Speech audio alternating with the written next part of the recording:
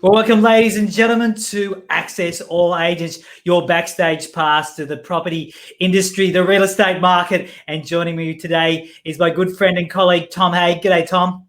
G'day, Rosie. Great to be with you. As always, mate. And a fantastic agent from Newcastle, in particular Charlestown, is Michael Barber from Laing+Simmons. Thanks for joining us, Michael. Thanks for having me, Craig.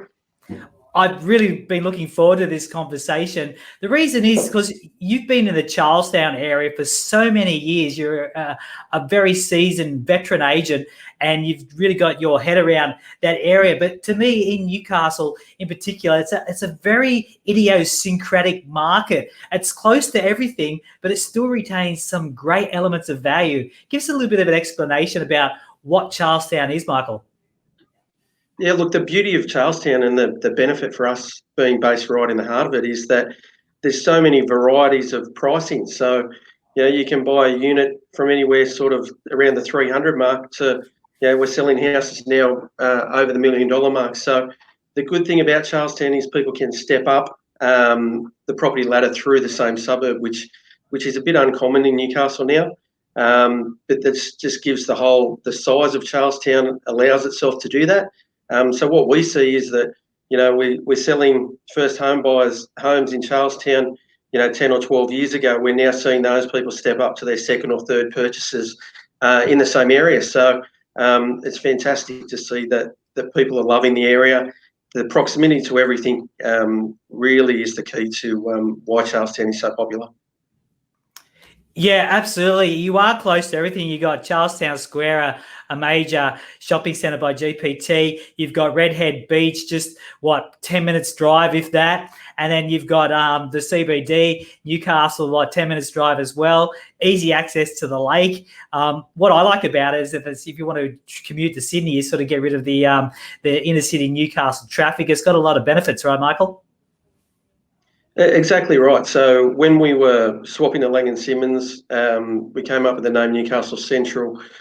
Travis from Laing+Simmons came up with it because he said, you're the centre of Newcastle. He said, we're smack bang between the centre of, the beaches in town, but we're also smack bang in the middle to the lake. So the interesting thing too is obviously that connection to those link roads and everything. We can be anywhere very quickly. And as a hub of Charlestown, we can sell property anywhere.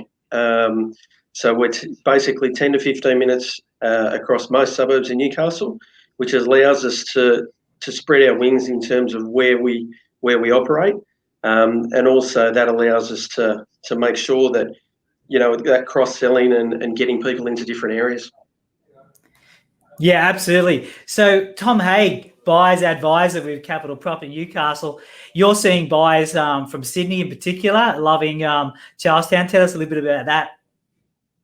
Yeah, there's a really interesting trend emerging, I guess, in that front, Rosie, and certainly we've heard about it for a lot of years. Newcastle has very much been one of Australia's best kept secrets, certainly in my mind, and that of many other proud Novocastrians. And for good reason. It's a great place to live. You've got all of the benefits from a lifestyle perspective, coupled with some incredible infrastructure. We've just seen a huge transformation in the city centre, particularly with the light rail project going through.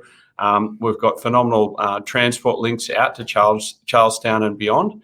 And I guess particularly Michael touched on it earlier, we've got affordability, and that's one of the key missing pieces in Sydney, both for owner-occupiers and investors alike. And, you can come up here, come up the N1, it's only 90 minutes from Wahroonga. You can invest in a property at, $500,000, which is just unthinkable in Sydney. I can't even imagine where you'd be buying for $500,000 in Sydney if you could. But it's that value, and you mentioned it yourself, Craig.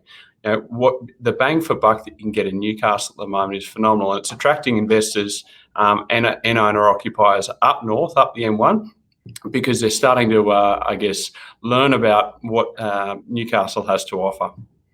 Yeah, absolutely. And Michael, you mentioned that you've been getting referrals from your Laing+Simmons office in Sydney to Newcastle from buyers who want to purchase in Newcastle who are coming from Sydney. It gives a little bit more of a, underlying reasons for that. Yeah, look, it's been a really good thing that's happened to us since we've been Laing+Simmons. Obviously, we've got 40 offices in Sydney, and we've got 3 or 4 regional offices now. So what they were looking at when we came to Newcastle, when they put us in Newcastle, was basically the fact that there were a lot of people selling in Sydney that were looking to relocate up here and basically getting that lifestyle of not having to live in Sydney, but they could still commute down there 1 or 2 days a week and work from home the rest of it. So they were selling a lot of people up there, and then they're referring those people up to us to buy property in our area. And the key thing for those people is lifestyle. And again, that's why Charlestown and surrounds are so popular, because we do have the lake, we do have the beaches and everything like that. So I can see this continuing to happen. Each year, obviously, we're seeing more and more people from Sydney relocate here. But I think coming out of the COVID situation, I think you'll find that a lot of businesses in Sydney don't need their staff there 5 days a week. And it might only be 1 or 2 days a week that they need to go down. So I think you'll find that, again, touching on the affordability side of it, they can get quite a lot for their money as opposed to what they would in Sydney. And hence they're coming up the freeway to find the lifestyle that we do have. Yeah, absolutely, Michael. Give us a bit of an indication of what sort of value, what sort of bang for buck you're getting in Charlestown right now. Well, look, it varies from, we're selling 4-bedroom, 2 living area homes for around the 700 mark. We've just recently sold another one that's just over $1 million, which has every bell and whistle you could imagine, pools, all the rest of it. So you're getting very good quality homes and spacious homes, sort of between that sort of $700,000 and $1 million range. And obviously then you've also got that first home buy market that's still picking homes up around that 600, early 600. And that's what we're seeing is quite popular across those price ranges. Yeah, absolutely. A lot of bang for buck in Charlestown. And you've got everything there, and a lot of it's just within walking distance as well. I'm quite amazed at just how convenient Charlestown is. I was actually, when I was younger, we lived there when I was a kid up until about 5 years old. My parents moved to a new estate up towards Mainland. I'm like, why would you ever move away from here? But anyway, that's another story. But interesting, you said there's people that move into Charlestown and they stay there for maybe 2 or 3 home purchases. They just love the area too, Michael. Correct. And the other thing we've seen too is that, we're also seeing those people that are selling in Charlestown. They might be moving, if they move into town, they're looking sort of Merriweather Heights sort of area. So we recently had one there and we got quite a deal of people that we'd been, that we'd sold property for in Charlestown that were looking to move into that sort of Merriweather Heights, sort of Haigh area. So it's sort of a nice flow on. So you're seeing these people come in, buying their first homes, renovating them, moving on to the second one and third, and then continuing to stay in the same area. And again, they've got everything here that they could possibly need. And given the fact that the businesses and everything are still investing in Charlestown, we've become sort of like a Chatswood or a Parramatta of Newcastle, with that second sort of business district. And I can only see that continuing with some of the stuff that GWH are doing in terms of their commercial development and their residential development as well. Mate, I totally agree of Charlestown as the Chatswood of Newcastle. And yeah, like you said, just one look at the skyline and you see it's just creeping northwards. And hats off to all the developers who, pumping some money into that area, because it really is, a great location, easy to get onto the M1 from there. And Tom, you're seeing people wanting to move to Newcastle from Sydney, but not just Newcastle. We're seeing Central Coast. We're basically seeing an exodus from the capital cities to lifestyle locations. Is that right, Tom? Absolutely, Craig. I think everyone's reflecting, and it's been a really common theme over the last few weeks, and certainly evident in a lot of, the media we're seeing out there. It's been the slowing down of our lifestyles that's allowed a lot of people to reflect on what their ideal lifestyle does look like. And unfortunately for a lot of people, that hasn't been their current arrangements. But the good thing there is that there is the opportunity to make a shift. And you mentioned it, the Central Coast, there's for a long while now, there's been a lot of people moving north from the Central Coast to Newcastle. Sydney is now obviously building up a little bit of steam, as Michael sort of rightly pointed out. We've been hearing about Sydney buyers, beating out local investors, local buyers for the last few years now. But it really seems to be gathering steam with, I guess, all of the changes and all of the trends emerging in work from home and the ability to have flexible arrangements. You mentioned it before. Workers heading down the M1 for a couple of days a week and working in Sydney, and then working the remainder of the week at home. And certainly, a lot of my close friends in Newcastle, are aware of the size of the economy in Sydney. They've got business interests there. They might have employment there. So it's great to have that flexibility to be able to duck down the M1 in 90 minutes, head home of a night time, or even stay the night and work a couple of days down there. So that seems to be a really common thing at the moment. Yeah, absolutely. So, Michael, for people who are wanting to, escape Sydney, so to speak, and go for lifestyle, tell me about some of the opportunities that they could find around Charlestown. Look, it's that great debate, Craig. Do you want to be east side or do you want to be west side of Charlestown? For years, Charlestown East, so we're talking the highway is a divider. Charlestown East has always seen that the prices have been a little bit more than Charlestown West. Now, what I put that down to is generational change. Homes on the east side have been were built earlier than on the west side, so they've gone through that generational change where people have gone into retirement homes or moved on. Young people come in, renovate, and then resell and push the prices up in that area. What I'm seeing is that Charlestown West is now starting to go through that generational change. Obviously, you've got the Tellerwood estate there off Apollo Grove.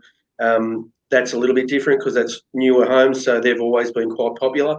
But what we're seeing is Charlestown West is a real sort of area that I'm seeing that a lot of buyers are slowly picking up on. That they're getting good sized homes for still reasonably affordable prices, and I can see a definite upside to that in the next sort of short to medium term, that they will get good capital growth there. And again, it's just it's the divider of the highway at the moment. But I think it's got a lot more to do with the generational change of those suburbs and the homes on that side. We're starting to see people downsize now that may have been there for 30 years. Now, duplexes, some into retirement villages. And what we're seeing is now what we've seen through Adamstown Heights over the last 5 years, Charlestown East over the last 10 years, that people are coming into those areas, doing the houses up, then reselling, and obviously that's increasing the popularity and the prices in those sort of subsections of the market. Yeah, that's a very interesting analysis. I wasn't expecting you to say that about East and West, because I mean it's a place I drive through almost on a daily basis. But yep, you live and breathe there, so I'm like 5 minutes down the road in Merriweather. So I guess having someone so experienced and nuanced with the market is the key to finding a home or selling a home. So yeah, great to have your analysis in regards to that, Michael. So for the first home buyer, obviously there's some great opportunities in Charlestown West.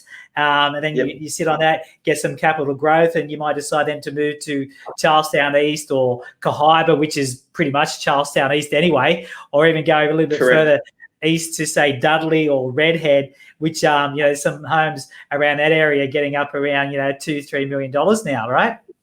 Yeah, we see a lot of times that people the dream is to either head into town or get to Redhead on the beach side, that lifestyle. So, and again, it's all about the stepping stones. So yeah, we are seeing that the first home buyers coming in and making those steps, like you were saying, and the other one is then they go into say Merriweather Heights, down to Redhead, Dudley, that area, or then some go down to the flat at Warners Bay. So again, being as central as we are, it gives people those options to, without changing too much of their lifestyle, they can move, quite nearby and realise their property dreams through that growth that they've had through their stepping stones in the one suburb.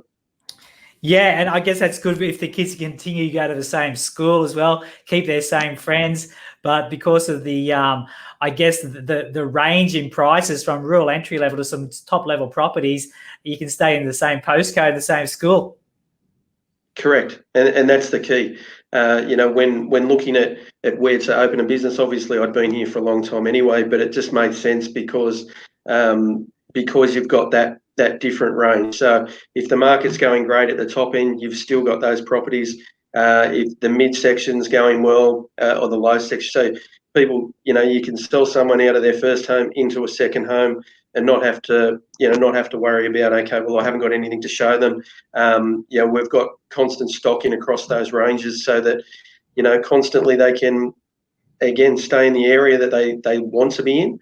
As you said, Craig, keep the kids in the same school, and just make that stepping stones up the property ladder. One thing I've thought about in regards to Charlestown, Michael, and I'm happy for your feedback on this, just knowing the place so well, is that Charlestown to me has always seemed like a suburb that has somewhat been insulated from the big peaks and the big troughs. So I guess it keeps a more constant value. Can you expand on that? And is that a correct analysis? Look, I think that's true, Craig. I think we're very much like, I also think that about the whole Newcastle market as opposed to a Sydney. Like, yes, we do go up, but not to the same extent. But if the market does come back, we don't come back as much. So, and I think Charlestown again is definitely that situation, because people will buy here for certain reasons, as we've touched on, the schools, the infrastructure that's here. So, dependent upon what the market's doing, we're still getting good numbers of people through properties. So, for example, if we've got a property in Charlestown, no matter what the market's like, we can guarantee that, we're going to get good numbers through the first open house. We've got a big database of people to ring straight away, because people are constantly looking.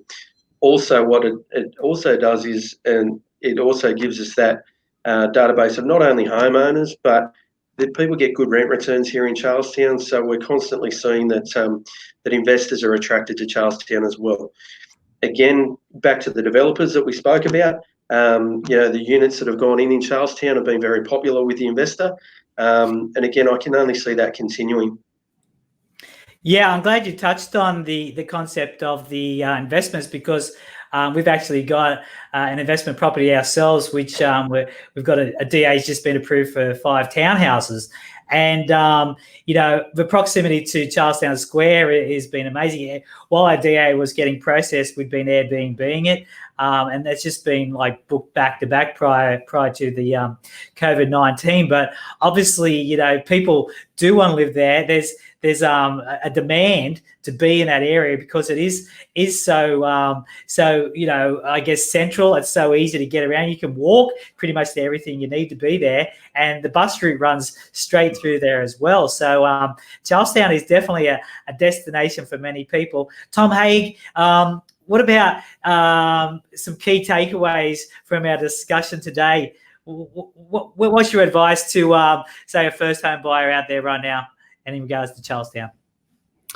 Look, I think Michael said it best when he touched on it earlier, Craig, about those those areas that are undergoing change. I think you mentioned Charlestown West as an area that's really, undergoing some gentrification.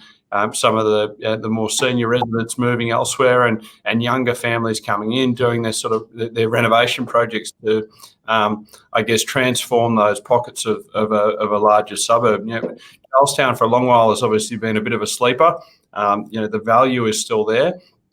From an investment standpoint, we're always obviously looking for those pockets that are undergoing change, because change will lead to an increase in value. And I think Michael's touched on some real nuggets of gold today. So I appreciate all your insights, Michael. Probably for me, back to the first home buyer question, Craig, one of the best ways to fast track your way up the value ladder that Michael mentioned earlier is to purchase a property that you can add some value to. And certainly from a first-timer's perspective, you don't want to be taking on a major construction project. So, one of our favourite approaches when it comes to renovations is ultimately that cosmetic renovation. So finding something with some really great bones that might be just a little bit tired. Craig and I like to refer to them as Nana style properties. So I'd love for your insights on that, Michael, as to where those first home buyers can find the Nana style properties in Charlestown and add some value to them.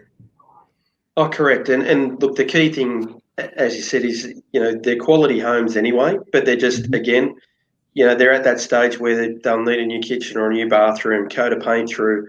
The yards need to be sort of, brought up to young family type levels, But that's the key thing. If you can add value to your kitchens, bathrooms, coat of paints through, you're automatically increasing your value. And again, there's those across most of Charlestown. We just had one in Kirkdale Drive, which the person that's going in is going to, again, a younger buyer going in, he's going to give it a coat of paint, new kitchen, that type of stuff. So we see that quite often. And then again, they may stay there for 3 or 4 years and then go, okay, well, we're ready for the next one. And again, back to what we're saying is then it's just that step again, that next step for those people. And again, majority of that is as we've said, in the same area or in a very close surrounding area, but they've had that growth through, doing minimal work to it, and putting a kitchen or a bathroom in. You don't have to go over the top in what you're doing in there. And obviously, that's not something you're going to do yourself. You're going to employ professionals to do that. So it's pretty easy to get some capital growth through pretty easy renovation style. Yeah, I agree. I think that, Michael, the Charlestown and it's such a great place to be right now because of the growth that's happening there. I think it's a really good time to get in there, no matter what level of the market, be it a first home buyer or if you're coming from Sydney and you got maybe 1.5 million in your pocket, you could pretty much buy a property under $1 million and just turn it into the Taj Mahal. Right. Because the bones of these properties, they're quality. They're quality builds in their day. They're just sort of the family's grown up, and I guess you're used to what your carpet looks like, and that's good enough for us. And so a fresh set of eyes a fresh set of paint can make all the difference. Yeah, and we're seeing that. So that's the attraction for the first home buyer. But then we've had a lot of properties that have gone through their renos, and a lot of them have been done extremely well. And the good thing is the size of the properties are there. So people are coming in, especially the Sydney people or people that are taking that next step up from the first to the second homes.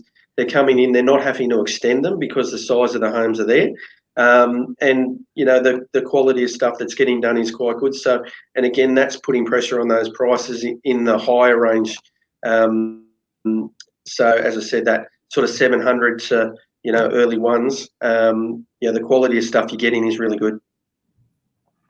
Well, it's been a great chat today. Sadly, we're going to have to go soon, guys. But thank you so much, Michael Barber, for joining us from Laing+Simmons Newcastle Central. Tom Haigh from Capital Property Investment Advisors, Capital Property Newcastle, and of course, I'm Craig Rosevear. Just before we go, Michael, let me ask you one question. Would you know every single street in Charlestown? Oh, I'd like to think so, but I don't really think. I don't want you to test me there, though. Well, let me tell you this: you'd still score better than me and Tom put together. Even though I do know Charlestown fairly well, but a guy who's lived and worked there for so long, like I said, you're a veteran of the scene. So it'd be great. It's been great to have your insights. Very educational, both for Tom and myself and all our listeners. And I've just put your number at the screen there, guys. So if you want to get in contact with Michael, let me tell you this: he is not a pushy agent. He's an advisor in the truest sense. So give him a call, even if you're not looking to buy now or sell now. I'm sure he'd be happy to point you in the right direction, and you can get him on 0410 525 659. His office is also very easy to find. Go through the main drag of Charlestown, and you'll see the bright signage there of Laing+Simmons, and Michael will be a happy face there to say good day, won't you, Michael? Absolutely, and thanks very much for having me, guys. It's been great. Thank you, Michael. See you later, everybody, and bye for now.